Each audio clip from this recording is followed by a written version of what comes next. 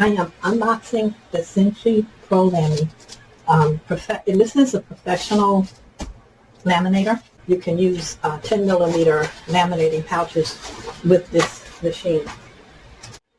So I have it unpackaged and I have installed these guides. So as your laminated item exits the feeder, these guides will hold your sheet, which is, I think, a great feature. It also comes with a starter package of laminating pouches. You get 5 3mm pouches and 5 of the 4x6 photo size packages. You also get a cleaning sheet for your laminator. So that is what comes with it. All right, so we're going to turn it on, and here are all of your indicators for your power, for the size of sheets that you're using. So we're going to turn this on and kind of time this warm up. This is the first time that I've used this machine, and I'm hearing a noise. I don't know if that's normal. I did not see that in the instructions, but we'll see. And we'll see how long it takes for this machine to warm up. I've turned the machine on. It's still making that noise. And this is your select button, so that you can select what level of lamination you want, whether you want 3, 5, 7, or 10. So because I'm going to be laminating a piece of 65-pound cardstock, I have chosen the 3mm lamination. Okay, so it was a little less than, a minute for it to heat up. So once this light stops flashing, you are ready to go. Now, on the front of the machine, there are guides for each size of paper that you're feeding through the machine, and it goes up to A3 size paper. Okay, so we're going to laminate this, and as I said, it is a 65-pound cardstock, and I'm using a 3mm laminating pouch. The noise has abated, so let's see if that holds up. This is my sheet that I'm feeding through, and you always want to put the sealed end through first. You need to line it up. There's a guide. This is letter size, so I've lined it up, and I'm sort of guiding it in, and it's going through. And you see how fast it's feeding this through, so it's going through very quickly. And this machine is really very fast. Now, when you're laminating, you have to take into consideration the weight of your paper, or the thickness of your paper, and the thickness of your laminating pouch. So if you're using 10mm laminating pouch, which is very thick, you probably would want to put a thinner piece of, like you'd want, with 10mm, you just want to use regular copier paper, like a 20-pound paper. You probably don't want to go higher than maybe a 28-pound, but paper, not cardstock. When you're making your decisions about how to use a laminator, just remember that the thickness includes whatever the item is you're laminating. And that is crystal clear. So it does a good job of laminating. It has a rapid heat up mode. So this thing was less than a minute to get it going. I'm going to run this through one more time. For this sample, I'm using a piece of 5mm laminating pouch, and you can see it's a lot thicker than the 3mm. And I'm still using the 65-pound cardstock, and I printed on the front and the back. Okay, so we're going to go ahead and feed this through. And the machine does have a little bit of a hum to it. It's not very loud. It's not distracting at all. I love the fact that it's almost half the size of my professional laminator that I have in my other studio. So I ran this through on 3 mil, and I'm going to change this selection, and I'm going to put it on 5 mil. But as you can see, it's still a crystal clear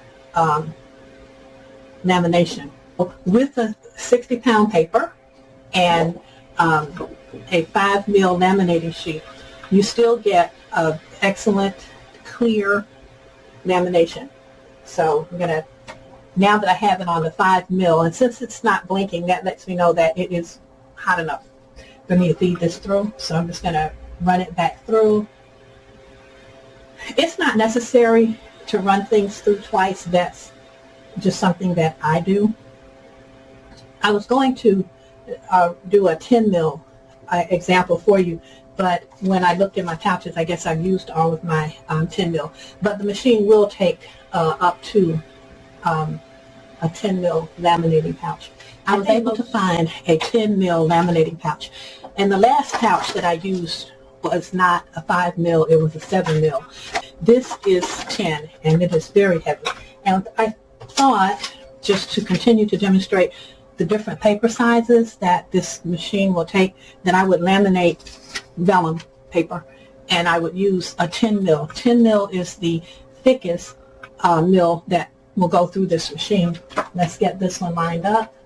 Okay, so I'm going to hit my select button. It's on 5 now. I'm going to take it up to 10 mil.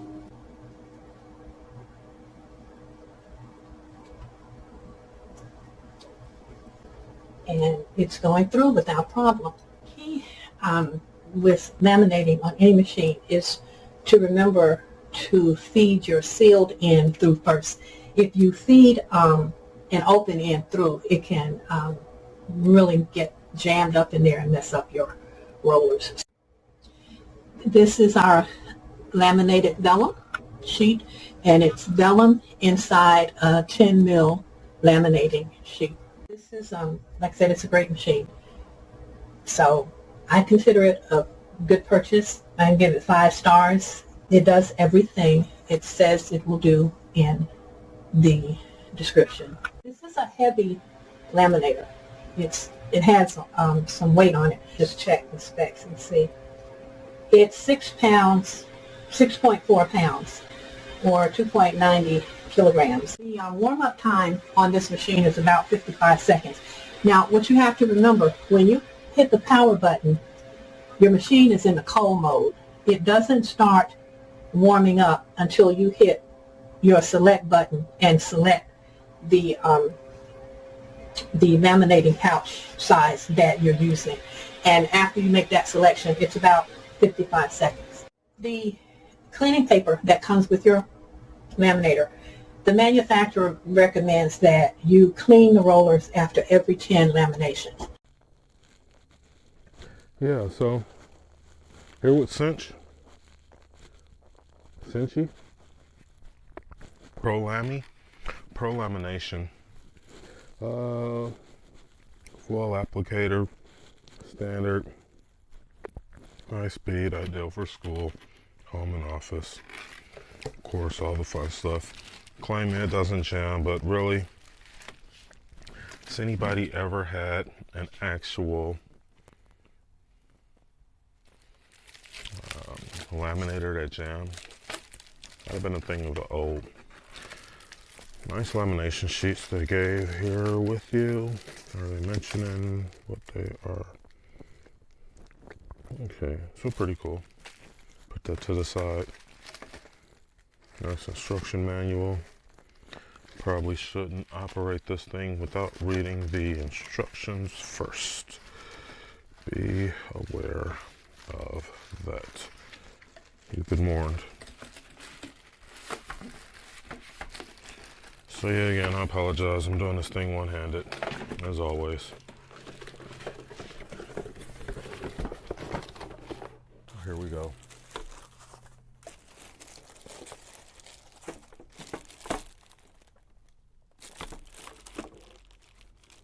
And there's your warnings. Shouldn't be using paper clips or staples. Shouldn't be laminating those. Correct temperature. You can possibly melt some things. Proper circulation. It shouldn't be tucked away in a hot cabinet trying to laminate, I guess. Some other fun stuff there. Oh yeah, try to take this out of the bag. Really like to take these things up nice and tight. It is heavy, I will say that. So, wherever this thing is going to be sitting, it's going to sit. You hear me?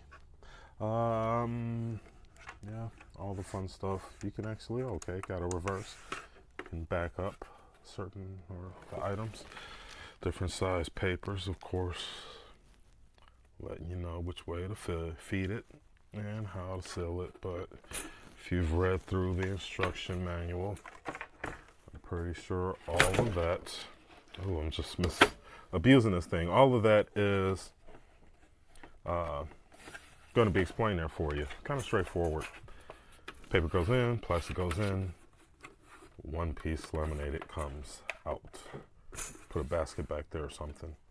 Really cool, nice do's and don'ts. Check it out. What more can I say? It's a laminator.